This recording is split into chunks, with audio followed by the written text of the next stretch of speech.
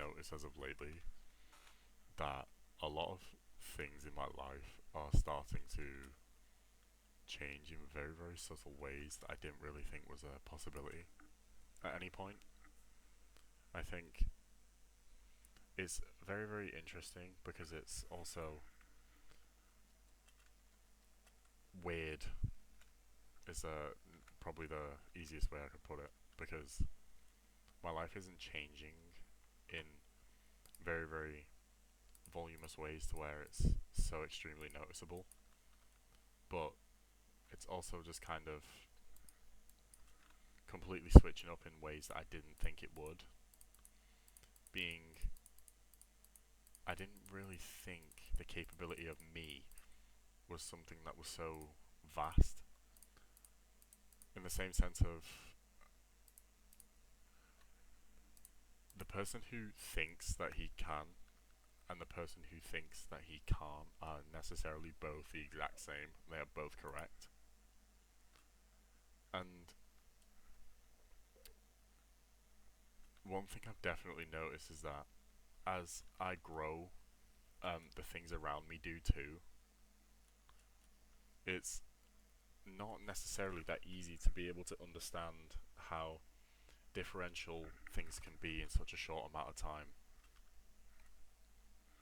It's one of those things where you kind of have to let yourself go, or like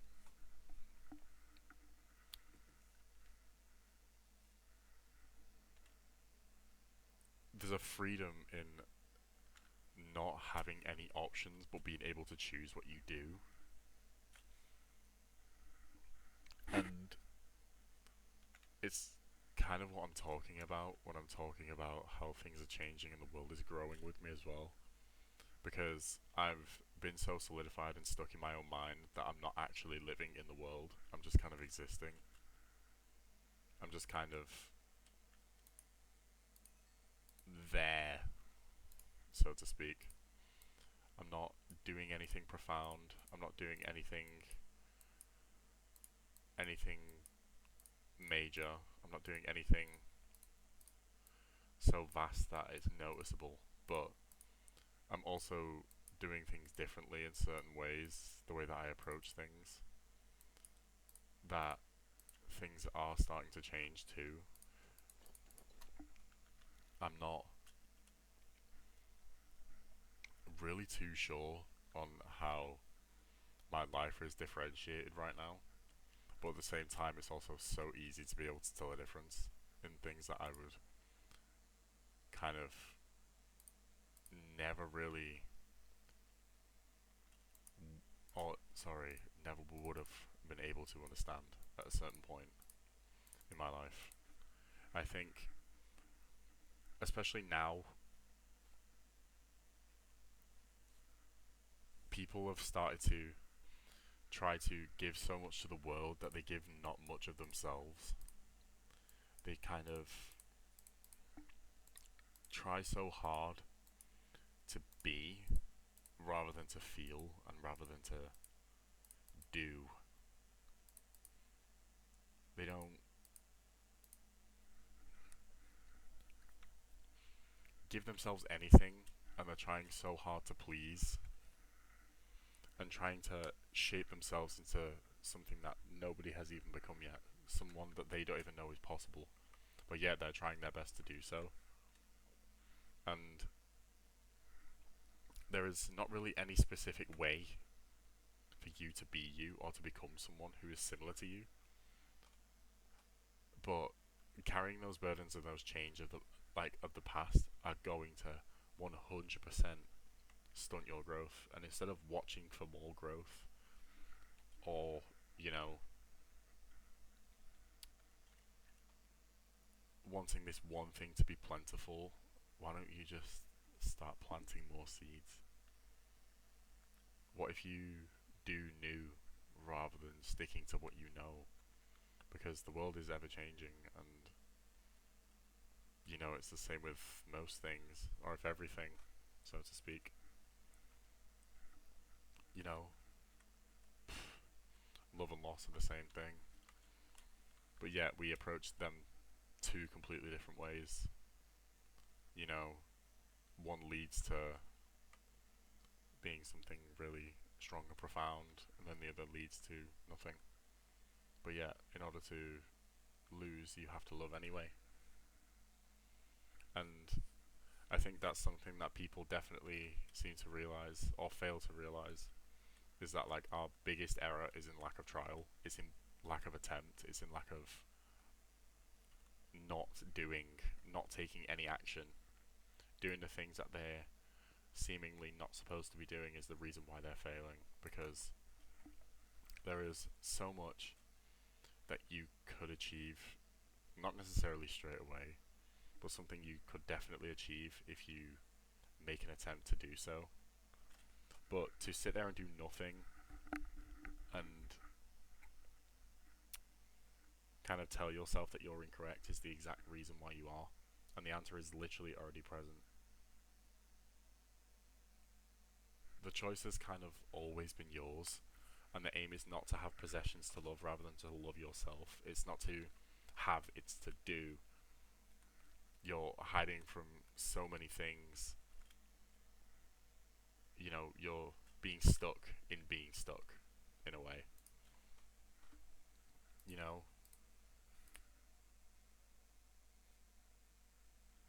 one of, I'm gonna say, not necessarily everybody's, but one of the biggest problems or biggest mental issues is thinking that there is something that isn't. You know, you don't allow yourself to see, and that's the exact reason why you're so blind to things. It doesn't work. It's difficult.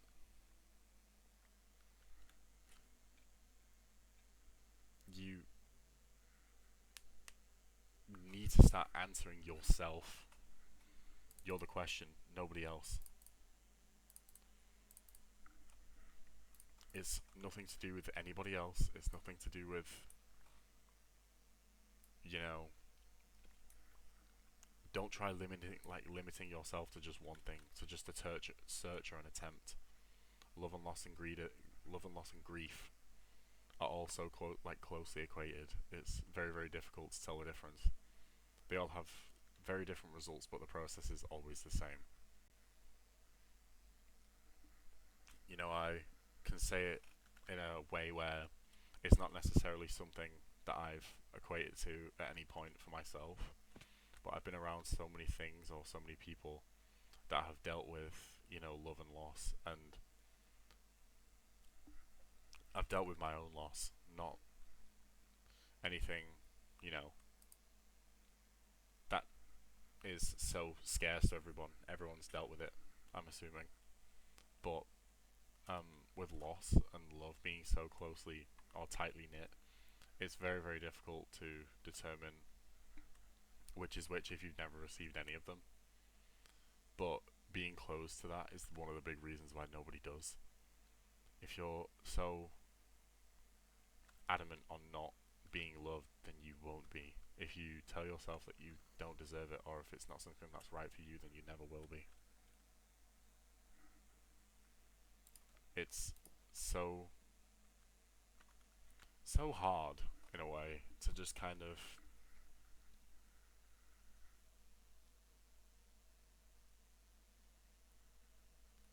not necessarily see it. You're kind of just limiting yourself to a search. You can't just stress and worry about the future when you don't know how to create it yet. You know, with loss being so closely knit to love and grief, you know, there's a famous quote saying that to have grieved fully, you must have loved entirely, or something along those lines, if I can remember so vividly anyway. But the point kind of stands that you may just outgrow people, and people may just outgrow you. You may have no idea what's going on in the next week, never mind anything else. And it's so scarily interesting to kind of deter in a way, because you may not know what comes, you may not want to know, but if you open yourself to something as strongly as that, you may be able to get somewhere a little bit more vividly and a little easier, so to speak. You know, I recently had a friend, well, I'll be honest, I recently had a family member, someone very, very close to me, lose his girlfriend. They ended up, like, splitting up and stuff like that. I hope he doesn't mind me talking about it, because I feel like you will see this video at some point. But I ended up being there for him and stuff like that as much as I could. But I also wasn't able to provide any sort of comfort, because I know that the way he feels is probably something that I can't really determine. He has to feel those things. But it was nothing that he did. It wasn't his fault. And it's the same with like everything that kind of comes to this, or every type of equation that kind of leads this way. That it's so different, and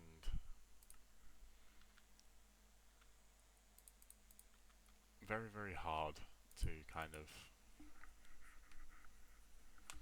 establish any sort of determination as to why, or a big reason as to why things like that have happened, because nobody can really tell, nobody can know, and it's nobody's fault.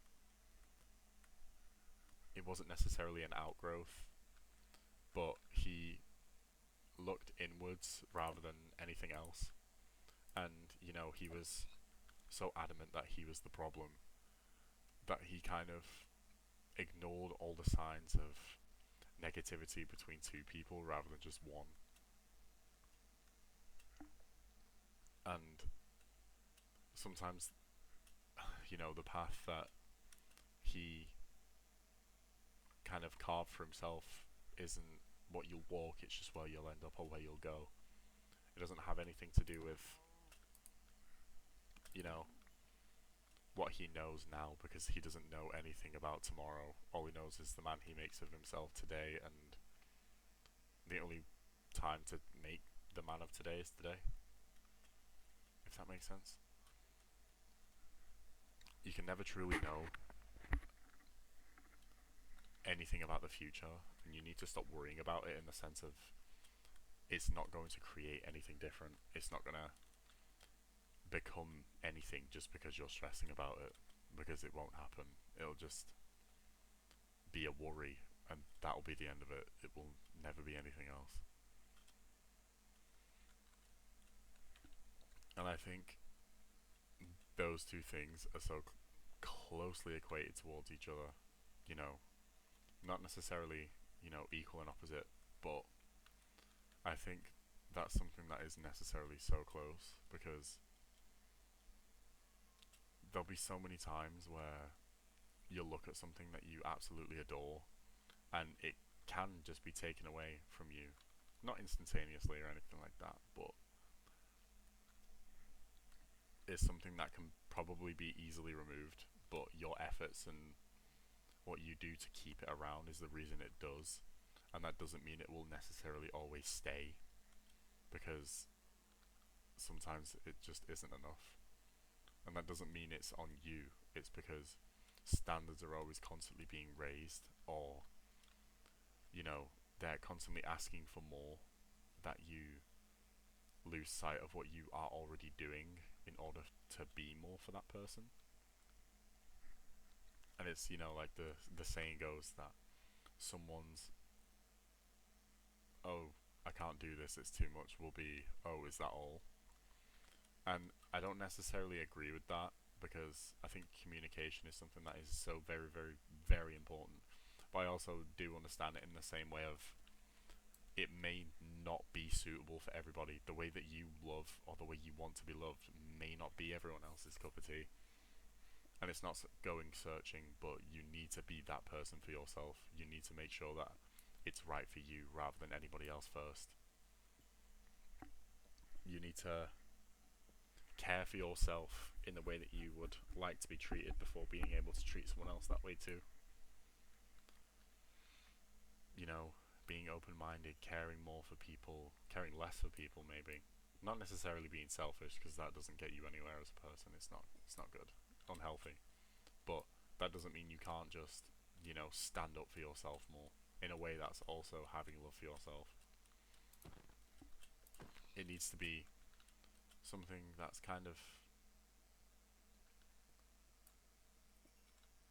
I would say, mutually agreed on, but the only person that needs to agree about it is yourself. It's not something that someone else needs to decide for you, but it's something that you need to incorporate in a positive way towards other people too. Because you never know what other people are dealing with. It's not necessarily such a reaction that I've instilled that like I'm talking about it because it's something that I'm experiencing right now, because it isn't.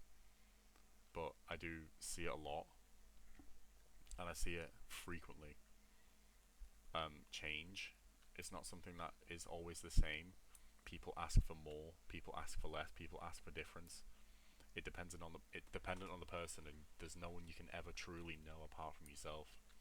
The body that you own, the the mind that you instill, the person who you are or who you choose to be, is the only thing that you have total, entire control of. And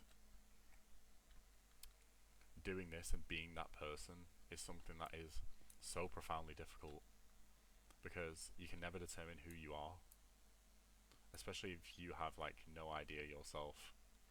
But worrying about who you will be will never change who you are already. So the idea of becoming someone new is something that only you can be, and the new you is already there. The answer always presents itself already, because you know how to do it, you just don't do it. And it's wrong and unfair on yourself just to try and worry about the future being something that only you can determine, but for some reason you just don't choose to take that chance. I've noticed a lot of subtlety when it comes to things like that, when it comes to love and grief and loss. Even if it's not an experience that I'm currently dealing with, it'll be something that is almost entirely inevitable. Things will change, people do. What I'm providing right now may not be enough for the people that I care about in the next 5 minutes. It's not something that I can determine. But you have to be 90% malleable. You need to be able to change yourself. You need to be able to love yourself in a way that makes it easier for you to show love to other people. For you to show that they're cared for just as much as you demand the respect and the care that you want for yourself as well. It's a very healthy type of process to kind of put yourself into, because being wrong doesn't change the million ways you could have been correct, but it also doesn't change the other 999,000 ways that you could have been incorrect. It's not always something that is suitable for somebody else, but who you are is something that you can control. You might not be enough for one person, and that doesn't mean you should go looking to be suitable for the next. The only person that you can be is you. It's almost like how you look at yourself that changes how the world sees you as well.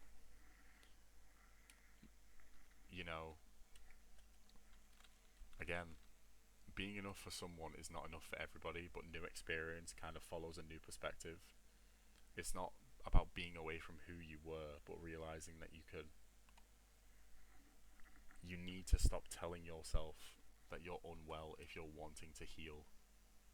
It's unfair on you. It won't work. It never has. And you just consistently being unwell in your own mind, telling you that you're sick, drinking poison and expecting somebody else to feel its effects, it doesn't work. you need to adapt to your own surroundings, never mind anybody else's. You need to be able to love in a way that suits you rather than anybody else first. You need to take a step in thinking that you're different, in trying not to fall into any sort of boundary or any sort of belief that anybody else puts on you because of what they expect, because they never know if it's going to be enough. If they don't know what they want, then how should you know what they want?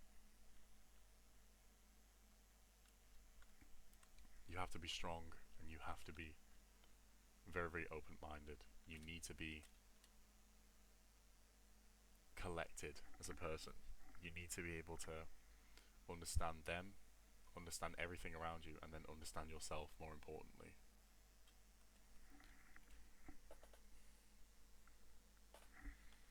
You have total control. Why would you reach for something that's already in your possession?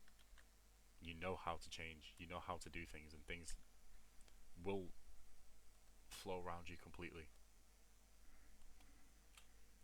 You don't need to see any sort of change outside to change something that goes on inside. Everything that you pursue is something that will probably run away from you first.